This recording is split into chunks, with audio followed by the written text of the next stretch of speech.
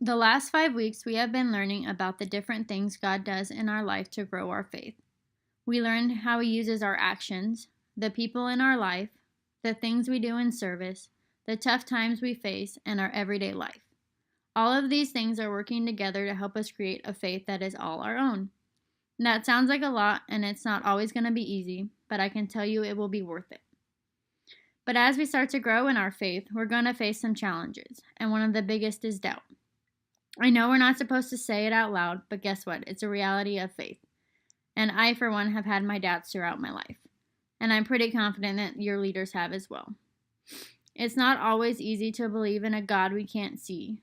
Don't always feel like He's hearing us because we aren't getting a response in the way we're used to, and doesn't seem to be around when bad things happen in our life. But that's where faith comes in. I can tell you that just a couple years ago, I was dealing with some of the biggest doubts that I have ever faced. I had just graduated from college and applied for grad school and even gotten a coaching job at my old high school. It felt like my plans were falling into place. It turned out that my plans and God's didn't exactly line up.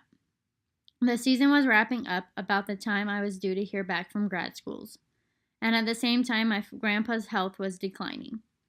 He had been in and out of the hospital my final year of college, so it wasn't a big shock, but he was set to have a surgery that would solve most of his problems. I had gotten close to my grandpa, having lived with him during my middle and high school years, but more so his last couple of months with me living there during the week for coaching. Turns out he had some blood clots the doctors didn't know about, and they were dislodged during surgery, causing him to have a stroke, and we said our goodbyes the next day, which happened to be the day before my birthday. Let's just say I didn't have much to celebrate that year. And of course, I blamed God. The next week, when I was just feeling somewhat normal after the loss of my grandpa, I found out I didn't get into any of the grad schools I applied for. My plans were starting to crumble around me, and I was wondering if God even cared. Doubted that He knew how much I was hurting. Those next couple of months, I was just going through the motions of Sunday morning. Going to church, praying, saying hi to everyone, putting on a happy face. I felt like I had no purpose in life. 2 years later, I realized that God had a plan all along, and I just had to realign my plans with His. And my relationship with God has never been stronger. These last 2 years haven't been doubt-free, but we have to remember that doubts are always going to be a part of our lives.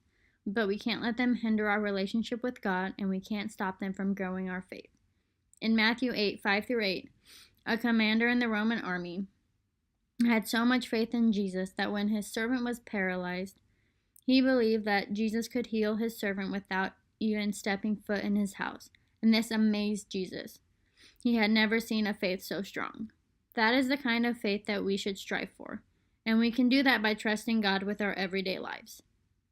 We must let Him into our hurts, our struggles, our relationships, and our time.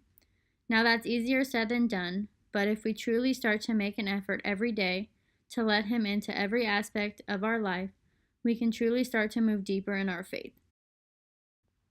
We can do this by talking to God about our day, bringing Him with us to school, sports, into our friend groups. And while this may sound silly, and we've always been told that He is always with us, He loves it when we invite Him into our everyday activities.